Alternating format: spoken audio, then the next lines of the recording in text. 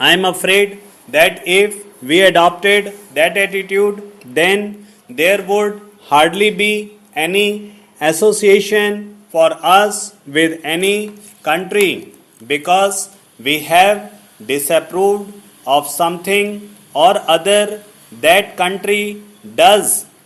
Sometimes it so happens that the difference is so great that either you cut off relations with that country or there is a conflict. Some years ago, the United Nations General Assembly decided to recommend to its member states to withdraw diplomatic representatives from Spain because Spain was supposed to be a fascist country. I am not going into the merits of the question. Some think that question comes up in that way. The question has come up again and they have reversed that decision and left it to each member states to do as it likes. Take any great country or a small country and see what this means. You do not agree with everything that the Soviet Union does.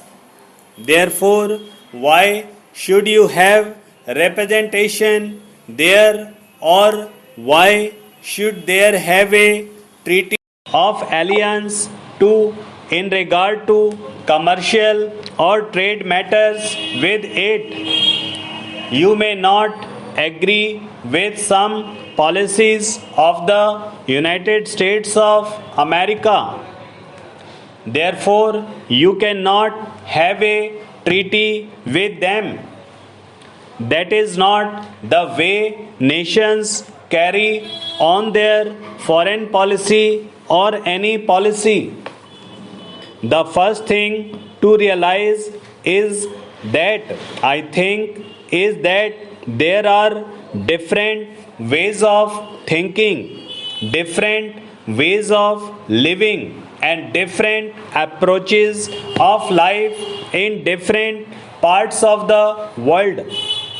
Most of our troubles arise from one country imposing its will and its way of living on other countries. It is true that no country can live in isolation because the world are constituted today is progressively becoming an organic whole. If one country living in isolation does something which is dangerous to the other countries, the other countries have to intervene.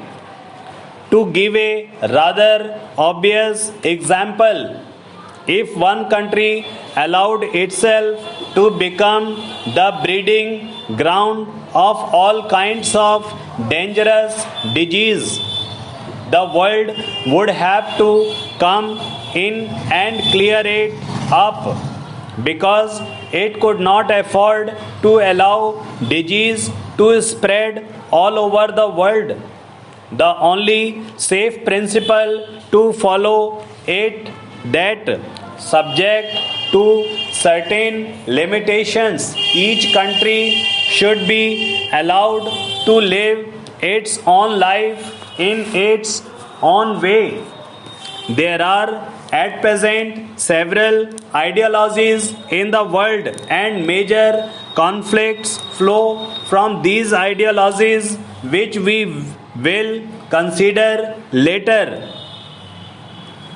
We join the Commonwealth obviously because we think it is beneficial to us and to certain causes of the world that we wish to advance. The other countries of the Commonwealth want us to remain there because they think it is beneficial to them. it is manually understood that it is to the advantage of the nations in the Commonwealth and therefore they join. At the same time, it is made perfectly clear that each country is completely free to go its own way. It may be that they may sometimes go so far as to break away from the Commonwealth. In the world today, where there are so many disruptive forces at work, where we are often on the verge of war, I think it is not a safe thing to encourage the breaking up of any association that one has. Break up the evil part of it. Break up anything that may come in way of your growth, because nobody agrees to anything because in the way of nations growth. Otherwise, apart from breaking the evil parts of the association, it is better to keep going a cooperative association which may go do good in this world than to break it. Now, this declaration that is placed before you, not a new move, and yet it is a complete reorientation of something that has existed in an entirely different. Suppose we had been cut off from England completely and we had then desired to join the Commonwealth of Nations.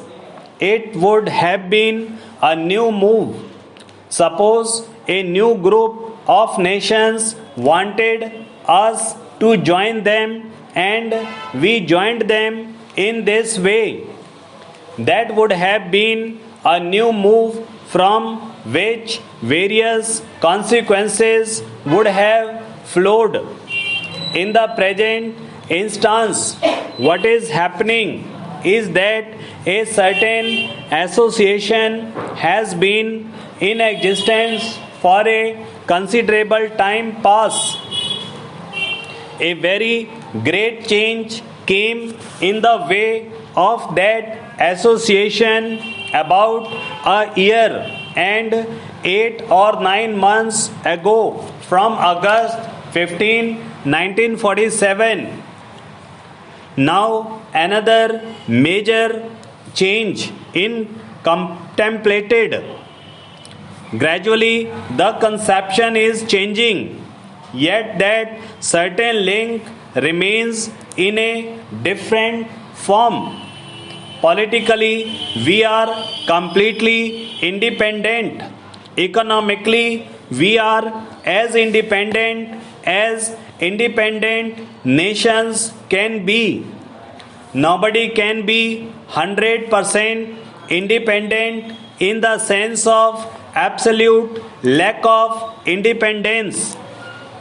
India has to depend on the rest of the world for her trade and for her supplies that she needs today, for her food, unfortunately, and so many other things. The House knows that inevitably during the past century and more, all kinds of contacts have arisen between England and this country.